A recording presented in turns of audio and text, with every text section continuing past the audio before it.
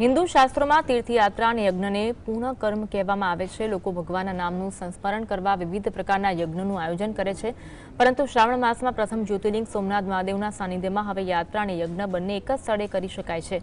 સોમનાથમાં શિવભક્તો માટે મહામૃત્યુંજય યજ્ઞની સેવાનો લાભ માત્ર 25 રૂપિયાના નજીવા ખર્ચે આપવામાં આવી રહ્યો છે। મહામૃત્યુંજય યજ્ઞની વિશેષતા મહામૃત્યુંજય યજ્ઞ લાંબા આયુષ્ય અને ઉત્તમ સ્વાસ્થ્ય માટે કરવામાં આવે છે।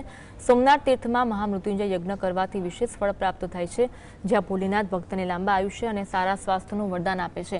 સોમનાથ મહાદેવના દર્શન સાથે જ્યોતિર્લિંગની સામે બેસી મહામૃત્યુંજય યજ્ઞનો લાભ લેનાર તમામ ભક્તો તેમના હૃદયમાં શીતળતા અને સકારાત્મક ઉર્જાનો અનુભવ કરે છે।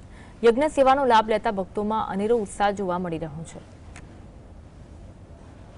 डोंबिवली महाराष्ट्र से आया हूँ सोमनाथ जी के दर्शन करने श्रावण के शुद्ध महीने में। बड़ा अच्छा लगा। सोमनाथ जी के ट्रस्ट ने जो जो सुविधा दी है, तो भीड़ भाड़ का बराबर मेंटेनेंस किया हुआ है, बिल्कुल साफ सुथरा है, एकदम अच्छा लगा।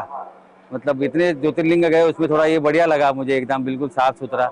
और ये हवन कुंड ये किया है महामृत्युंजय का, ये भी एकदम बढ़िया प्रोग्राम था और हमने इसका लाभ उठाया। और मैं इनको सबको धन्यवाद देना चाहता हूँ, बिल्कुल जो इन्होंने किया है। हम जय सोमनाथ।